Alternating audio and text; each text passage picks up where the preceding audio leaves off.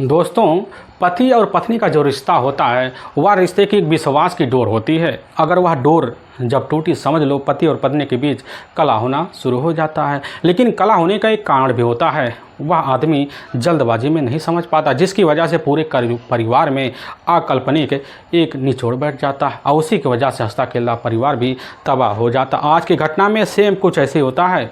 एक महिला होती है, अपने पति के शराब की वजह से इस तरह तंग आ जाती है कि उसे छुटकारा पाने के लिए एक आदमी से दोस्ती बनाती है। लेकिन वह जो आदमी होता है उस औरत के साथ ऐसा खेल खेल देता है जिसकी वजह से वह औरत हमेशा हमेशा के लिए इस दुनिया को छोड़ के चली जाती है। अब लेकिन जब लोगों के सामने सच्चाई निकल के आता है, इसे सुनने के बाद लोगों का कलेजा और साथ में जिगरा भी हिल सा जाता है। आखिर क्या था इस घटना में, इस घटना में क्या हुआ, इस घटना की आप पूरी तह तक सच्चाई जानने के लिए इस वीडियो को आप लास्ट तक जरूर देखिएगा। नमस्कार दोस्तों, मैं प्रदीप कुमार आपको इस क्राइम ऐसे कैसे चैनल पर मैं स्वागत करता हूं। दोस्तों आज की यह जो सच्ची घटना है, यह घटना सुनाने से पहले मैं आपसे एक छोटा सा रिक्वेस्ट करना चाहता हूं, क्योंकि आप अगर इस चैनल पर नए हो और पहली बार आए हुए हो तो एक बार जाकर अपने इन्हीं प्यारे हाथों से आप इस चैनल को लाइक और सब्सक्राइब और शेयर ज़रूर करें, ताकि आपकी वजह से इम्पोर्टेंट होने के नाते यह जो वीडियो है आज काफ़ी लोगों तक पहुंचाया जा सके। और साथ में आज आप यहां से जहां से वीडियो देख पा रहे हैं उस स्थान का नाम आप कमेंट बॉक्स में ज़रूर डाल दीजिएगा, ताकि आपका नाम बड़े ही प्यारे लफ्ज़ों में हम ले पा सकें। दोस्तों आज की यह जो सच्ची कहानी है, यह जो घटना है, यह घटना ठीक उत्तर प्रदेश में ही महानगर पड़ता है अब कानपुर, और वहाँ से लगभग 20 किलोमीटर दूर पड़ता है और जीटी रोड, और उसी रोड पर एक कस्बा है चौबीपुर, और ठीक उसी के ही बगल में एक गड़बड़ाहा गांव पड़ता है। उसी गांव के रहने वाले होते हैं राम किशन शर्मा। उनकी अपनी पत्नी भी होती है, लेकिन उनके टोटल 2 बच्चे होते हैं, जिसमें बड़ा बेटा होता है संजय और छोटा बेटा होता है अजय। अब संजय और अजय जो होते हैं दोनों पास एक स्कूल होता है, उसी में पढ़ाई करते हैं। लेकिन पढ़ाई करने के बाद जो होता है उनका मन ऐसा हो जाता है कि उनका मन अब पढ़ाई में नहीं लग पाता है, जिसकी वजह से अब संजय भी और अजय भी दोनों मिलकर उसी समय फैसला लेते हैं कि चला जाए अब जो होता है अपने पिता के साथ घर गृहस्थी में हाथ बात बटाया जाए। यही सब सोच साज कर संजय और अजय जो होते हैं अपने पिता के साथ घर गृहस्थी में और उनके कामों में हाथ बटाना शुरू कर देते हैं। लेकिन समय अब बीतने लग जाता है। अब लेकिन जब समय बीतने लग जाता है राम किशन को आभास हो जाता है कि हमारा जो अपना बड़ा बेटा है, मौके पर संजय भी अब शादी के दहलीज पर पहुंच चुका है। तो इसी बात को लेकर राम किशन को चिंता सताने लग जाता है, जिसकी वजह से राम किशन उसी वक्त संजय के रिश्ते के लिए अपने रिश्तेदार को खबर दे देते हैं कि जल्दी से पता कर लीजिए, कहीं हमारे बेटे के लिए कोई अगर लड़की हो तो मिल जाए तो बड़ा अच्छा होगा। यही सब सोच साच कर राम किशन सूचना दे देते हैं। लेकिन हाँ, अपने बेटे संजय के लिए लड़की की तलाशी करते करते लगभग साल का वक्त निकल जाता है। अब इसी बीच जो होता है राम किशन को पता चलता है, उनके एक अहम रिश्तेदार होते हैं चाचा के बेटे, उन्हीं के द्वारा पता चलता है कि ठीक जो होता है जो पचौरी गांव है, उसी गांव के रहने वाले रमेश शर्मा जी हैं। उनके टोटल 3 ही बच्चे हैं, लेकिन उनमें सिर्फ एक बेटी है जो सबसे छोटी है, जिसका नाम बीनू शर्मा है। देखने में काफ़ी खूबसूरत भी है और पढ़ी लिखी, लेकिन हाँ चंचल बहुत है। अब इस तरह की जानकारी पाने के बाद इधर राम किशन जो होते उसी वक्त रमेश शर्मा के पास पहुंचते, उनकी बेटी को देखते हैं और पसंद अपने बेटे के लिए कर लेते हैं। और रमेश शर्मा जो होते हैं आते हैं कुछ दिन बाद, संजय को देखते पसंद कर लेते हैं और दोनों एक दूसरे से गठ जुड़ाव बैठता है और दोनों शादी का फैसला करते हैं। और शादी का फैसला करने के बाद दोनों के बीच धूमधाम से शादी भी हो जाती है। लेकिन जैसे ही अब अपने ससुराल बीनू शर्मा पहुँचती है और संजय ससुराल में पहुंचने के बाद बीनू को जब देखता है एक ही नज़र में वही मोहित से हो जाता है, क्योंकि बीनू थी इतनी खूबसूरत। जैसे संजय ने अपने जीवन में अर्धांगिनी बनाने की किसी युवती की सपना देखा हुआ था, ठीक वैसी युवती ही अब संजय के जीवन में आ जाता है, जिसकी वजह संजय जो था अब बीनू शर्मा का हर दिन सेवा पानी करने में कोई कसर भी नहीं छोड़ता है। लेकिन इधर वक्त बीतने लग जाता है, बीतते बीतते साल दर साल बीत जाते हैं। अब इसी बीच संजय अब टोटल 3 बच्चों का पिता बन जाता है, जिसमें 2 बेटियां और एक बेटा होता है। बेटे का नाम होता है शुभ और जो बेटियां होती हैं उनका नाम पूजा आज होता है।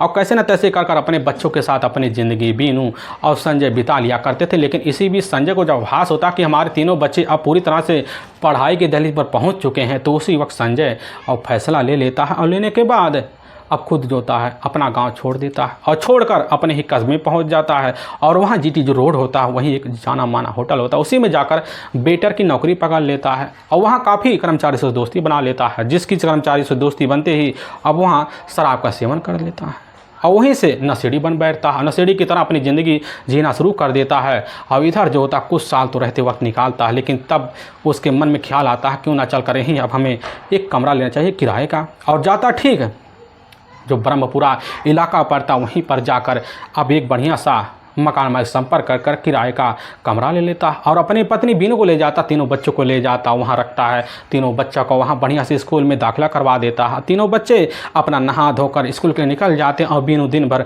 कमरे में अकेले बैठी रहती है। लेकिन जब शाम का टाइम होता है, शाम के टाइम जो होता है, इधर संजय नशे में बेसुध पड़ता और पहुँचने के बाद जब बीनू मना करती कि तुम्हें अब शराब पीना नहीं, इसी बात को लेकर जो होता है बीनू के साथ झगड़े करता है और यहाँ तक बीनू का पिटाई भी कर दिया करता था।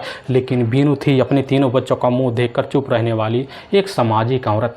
कैसे न तैसे कर कर अपनी ज़िंदगी जो होती है अपने पति की ज़िंदगी की तरह बिताती है। लेकिन समय बीतता है, लेकिन समय के हिसाब से बीनू समझ जाती कि आखिर जो होता हमारी ज़िंदगी अब तो पूरी तरह से नाश होने वाली, कि अपने बच्चों के भविष्य नाश होता हम नहीं देख सकते। जिसके बाद जब भी कभी अपनी पति के सामने डट फट कर खड़ी होती, पैसे की मांग करती, तो पिटाई का सामना करना पड़ जाता और बीनू अपने ही मायके चली जाती। 1 महीने का वक्त बीता, संजय पहुँचता, मना तना कर ले आता। 4 दिन मामला शांत रहता, फिर पिटाई का सिलसिला शुरू हो जाता और बीनू सोच कर परेशान हो जाती आखिर कौन सा रास्ता निकाला जाए अपनी ज़िंदगी बसाने का, बिताने का। लेकिन इधर जो होता है बीनू के एक पड़ोसी होते हैं सौरभ शुक्ला और उनकी अपनी पत्नी होती है इधर ज्योति शुक्ला के साथ जो होता है बीनू का काफ़ी उठका बैठका होता है। अपने सारे दुखड़े वहाँ पर शेयर करना रोज़ का जो होता है बीनू का स्वभाव होता है। लेकिन तभी एक दिन जैसे ही दोपहर का टाइम होता है, बीनू के मौके पर शरीर में दर्द उठता है तो अपनी सारी शिकायत लेकर अब ज्योति शुक्ला के पास पहुँच जाती है, सारी शिकायत करने लग जाते। तो उसी वक्त ज्योति का एक पड़ोसी होता है अनुज दुबे, वह पहुंचता है, जो ठीक जो होता है अब रौतेपुर का ही रहने वाला होता है। रौतेपुर जो होता है इधर सौरभ शुक्ला का ही अपना पैतृक गांव होता है। अब पड़ोसी होने के नाते जो होता है अनुज का वहाँ उठका बैठका बन जाता है। लेकिन उस दिन जब पहुँचने के बाद जो होता है अपने ही सामने जैसी अनुज को देखती है, देखने के बाद उसके मन को भांप लेती है। लेकिन अनुज था एक नौकरी पेशे वाला व्यक्ति, उसका पहनावा चाल स्वभाव काफ़ी अलग होता है, एकदम देखने में हीरोगिरी लग रहा होता है। लेकिन इधर जैसी पहली नज़र में अब जाकर बीनू देखने के बाद वहीं उसकी नज़र को भांप लेती है। लेकिन वहाँ पर बैठी हुई ज्योति से सारी जानकारी अब अनुज ले लेता है। पता चलता है कि इधर बीनू ज्योति अपने पति से प्रताड़ना से तंग आ चुकी एक औरत है। इस तरह की जानकारी पाने के बाद जो होता है अब एहसान मौके पर जाकर बीनू के ऊपर जताना शुरू कर देता है। बीनू के हाथ में पैसे भी पकड़ने लग जाता है। बीनू को यही बात अच्छा लगता है कि चलो हमारा अपना कोई सहारा तो बना। अब बीनू जब कभी अपने पति से पिटती और इसी बात को लेकर सीधा का सीधा अनुज के पास पहुंच जाती। जब अनुज होता वहाँ सारी शिकायत कर देती। अनुज जो होता है बीनू को टिटोरे बैठा था। लेकिन यह सिलसिला चलते चलते धीरे धीरे होता है अब बीनू को एहसास हो जाता है, जिसकी वजह से बीनू अब ऐसा रंग रूप दिखाती है। बड़ी जल्दी अनुज होता है बीनू की हसरत को भांप लेता है और दोनों से अब इस तरह चाहते बढ़ती कि दोस्ती बन जाती है। और दोस्ती के बीच दोनों एक दूसरे के घर आना जाने लग जाते हैं। अनुज और बीनू के बीच ऐसी दोस्ती का रिश्ता बनता है कि एक दिन दोपहर का जब टाइम होता है तो अनुज पहुँचता है मौके पर। उस समय संजय होता ना, दोनों बच्चे होते हैं और वहीं घर में जाता रिश्ता बना देता है। और उस दिन संबंध की जो पहली लत होती है, जब अनुज को लगता है तो हर दिन जो होता है बीनू को पाने की चाहत पनप जाता है। आए दिन जो होता है अब अपने रिश्तेदार के यहाँ अनुज का पहुँचना होता है, फिर पहुँचता और वहीं घर मजबूत देखता, क्योंकि इधर जो होता है बीनू का अपना जो पति होता है संजय, जैसे सुबह का 11 बजता उसी वक्त होटल के निकल जाता और शाम को कभी 11 बज जाता, कभी 12 बज जाता। लौटते वक्त पूरा दिन खाली देखकर और बीनू और उसके बीच रिश्ता पनपने लग जाता। सिलसिला चलते चलते लगभग जब कुछ महीने का वक्त बीतता तो एक दिन जो होता है जैसे ही 12 बजे के आसपास का टाइम होता है तो संजय अपना झोला जम्मल लेकर होटल के निकलता। लेकिन पता चलता छुट्टी है, वापस लौटता है तो बच्चे को देखता बाहर खेल रहे हैं। घर के अंदर जाता है और अपने बेडरूम का दरवाज़ा खुला जब पाता, घर के अंदर पहुंचने के बाद बेडरूम पे उसकी अपनी पत्नी और साथ में अनुज दुबे एक ही अवस्था में पड़े होते हैं बिन कपड़े के।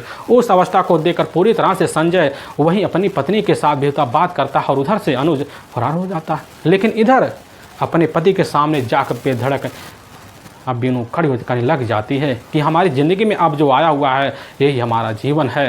आखिर तुमने हमारी ज़िंदगी को पहले तहस-नहस कर दिए, हमारे बच्चे के ऊपर कोई ख्याल देने वाला हो नहीं, तो हमारे रिश्ते को तोड़ने वाले तुम होते। काफ़ी तारीफ की बात जो होती है। अब बीनू संजय के सामने, संजय वहीं समझ जाता, चुप हो जाता है। लेकिन हाँ, अब शाम को जब लौटता, नशे में लौटता और अपनी पत्नी का जो होता है अनुज का नाम लेकर अब पिटाई करता है। लेकिन जब इधर दोनों के बीच पाबंदियाँ लग जाती है, अनुज जो होता है बाजार जाता है, एंड्रॉयड मोबाइल लेता है और लाकर चोरी छुपे बीनू को पकड़ा देता है। और बीनू उसी से जो होता है वीडियो थ्रू और गैर मजबूत देखते अपने रिश्ते को फिर अंजाम देने लग जाती है। सिलसिला चलने लग जाता। लेकिन चलते चलते बीनू जो होती है अब सोशल मीडिया की आदी बन जाती है, फेसबुक और इधर इंस्टाग्राम चलाने उसकी आदत बन जाती है। तभी उसकी दोस्ती इंस्टाग्राम पे जाकर अशोक नाम के एक व्यक्ति से हो जाता है और उसी से चैट भी चलना शुरू हो जाता है और बड़ी जल्दी उससे दोस्ती प्रेम प्रसंग चल जाता है। लेकिन दूसरी तरफ जो होता है अनुज को आभास हो जाता है कि आजकल हमारी प्रेमिका की जो मोहमाया हमारे ऊपर नहीं है, बल्कि उसकी जो मोहमाया लग रहा है किसी और के ऊपर है। यही सब शंका लेकर एक दिन दोपहर के टाइम में जैसे ही अनुज अब बीनू के घर पहुंचता है तो बीनू उस समय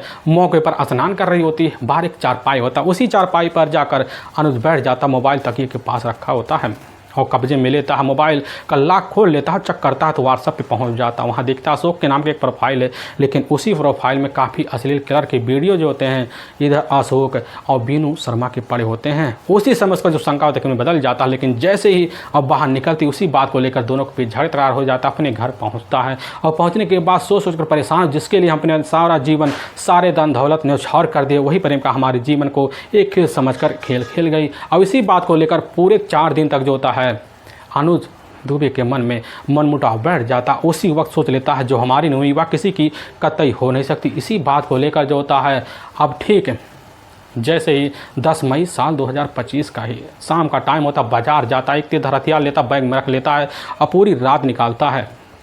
अब पूरी रात निकालने के बाद अब जैसे ही 11 मई साल 2025 का अब 10 बजे के आसपास का टाइम होता, उसी वक्त कॉल करता बीनू के पास कि हमें तुमसे मिलना, अर्जेंट बात करना है। और जैसे इस तरह की बात करता है तो बीनू फ़ोन कट कर देती है। लेकिन दूसरी तरफ अनुज जो था थर्राते हुए उसी समय पैदल ही निकल आता है और निकलने के बाद जो होता है ब्रह्मपुरा मोहल्ले में घुस जाता है और वहाँ बीनू के कमरे में घुस जाता है। और जैसे ही घुसता है तो बीनू के जो दोनों बच्चे होते हैं मौके पर अपने ही कमरे में गहरी नींद में सोए हुए थे और संजय मौके पर ड्यूटी गया हुआ था। अकेला माहौल देकर अनुज अंदर जाता, कहने लग जाता है कि बीनू हमसे तुमसे आज कुछ ऐसी मुलाकातें होंगी जिसकी मुलाकातें के बाद हमारा जो जीवन है तुम्हारे लिए पूरी तरह से ख़त्म सा हो जाएगा। बीनू कह देती बात बतलाओ। लेकिन संजय की गैर मजबूती देखकर वहीं अनुज की हिम्मत और बढ़ जाती है, कहने लग जाता कि हमें अब तुमसे यहाँ बात नहीं करना है, ऊपर चलना चाहिए क्योंकि गर्मी का माहौल है और बच्चे अगर हमारे बीच आएंगे तो हो सकता है अड़ंगा डाल सकते हैं। काफ़ी सारा की बात जो होता अनुज अब बीनू के सामने रख देता है और बीनू इधर अनुज की बात को समझ जाती है।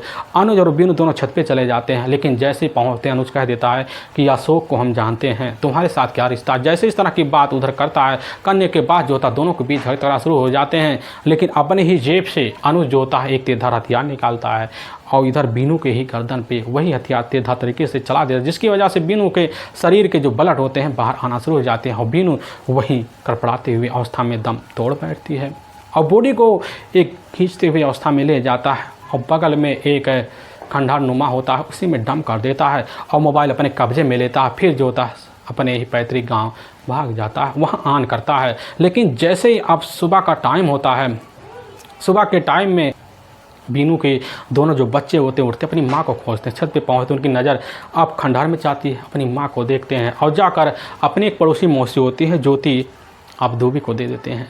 ज्योति दुबे को जब देते हैं ना समझ पाती है। ज्योति दुबे घर में आती है, पता चलता है संजय काफ़ी नींद में नशे की वजह से सोया पड़ा हुआ है और संजय को आकर ज्योति जगलाती है और वह जाग जाता है। जागने के बाद जो होता है दोनों बच्चे लेते हैं और लेकर खंडहर पहुंचते हैं। वहीं पर संजय अपनी पत्नी अब इधर बीनू को देखता दहाड़े मारकर बच्चों सहित चीखना चलाना शुरू कर देता है। उसी वजह की सूचना वहाँ के पुलिस थाने को दी जाती है। पुलिस थाने के जो टीम के एसएचओ साहब होते हैं जैसी खबर पाते में दल बल टीम को लेते घटना पर पहुँचते हैं, बॉडी का पंचनामा भरते हैं और उठाकर आनंद फानन में बॉडी को वहीं पोस्टमार्टम के लिए भिजवा देते हैं। और पुलिस की जो टीम होती है इस केस को सुलझाने के लिए सबसे पहले अब इधर जाकर दोनों बच्चे से पूछताछ करती है और वहाँ पर रहने वाले पुलिस से पूछताछ करते हैं। लेकिन पुलिस के हाथ कोई हत्यारे के बारे में आप सबूत नहीं लग पाता। लेकिन तभी अब बीनू की अपनी माँ होती है लक्ष्मी। पुलिस की टीम जो होती है बीनू की माँ लक्ष्मी से पूछताछ करती है। सारा का सारा शंका अपने ही दमाग पर मर देती है क्योंकि उसको पता होता कि हमारे दामाद और हमारी बेटी के बीच कैसा झगड़े तकरार होते थे। और सारी शंका रखते हुए पुलिस की जो टीम होती है उसी वक्त संजय के पास पहुंचती है। उसके कपड़े में काफ़ी दाग धब्बे लगे होते। पुलिस को यकीन हो जाता है कि बस करो, बीनू को हत्यारा संजय ही। पुलिस की टीम कस्टडी में लेती है, लेकिन जब संजय से पूछताछ किया जाता काफ़ी सारे तरीके से पूछताछ करते करते पुलिस के सामने भी एक ऐसी बेवफाई वाली बात निकल के जिसकी वजह से पुलिस का जो शंका होता है अब जाकर सीधा का सीधा हट सा जाता है। और संजय को मौके पर पूछताछ किया जाता कि आखिर क्या लग रहा है तुम्हें, और वहीं अपनी शंका जाहिर करते हुए अनुज दुबे का नाम ले लेता। पुलिस की जो टीम होती है अनुज दुबे का मोबाइल नंबर का पूरा सीढ़ी निकाल लेती है। और उसी में जो होता है रात के 10 बजे के आसपास जो होता है अनुज के द्वारा अब बीनू के मोबाइल पर कॉल किया हुआ दिखाई देता है। लेकिन जब अनुज के मोबाइल नंबर का घटना के रात का जाकर लोकेशन देखा जाता है तो लास्ट लोकेशन जो होता है बीनू के ही रूम पर पड़ता है। पुलिस का शंका में बदल जाता है। पुलिस की जो टीम होती है एक टीम लेती है और फतेहपुर गाँव पहुँच जाती है। वहाँ पहुँचती है अनुज दुबे को कस्टडी में लेकर थाने पहुंचती है। लेकिन पूछताछ जब किया जाता है पहले बलगाम वाली बात करता है, लेकिन थोड़ी सख्ती दिखाई जाती टूट जाता है, अपना गुनाह अब इधर कबूल कर लेता है। पुलिस की जो टीम होती है अब सबूतों के बिना पर लेकर पुलिस की टीम वहाँ कोर्ट पहुँचती है। और कोर्ट में जो होता है अनुज दुबे के ऊपर काफ़ी गंभीर मुकदमा दर्ज करके ले जाकर वहाँ के ही जेल में हमेशा हमेशा के लिए डाल दिया जाता है। दोस्तों, हमें इस घटना का सुनाने का जो उद्देश्य है किसी के दिल को ठेस पहुंचाना नहीं है, बल्कि आपको यह बताना कि आप जहां भी रहें आप सावधान और सतर्क जरूर रहें। दोस्तों, फिर मिलेंगे एक नए वीडियो के साथ। तब तक के लिए जय हिंद, जय भारत।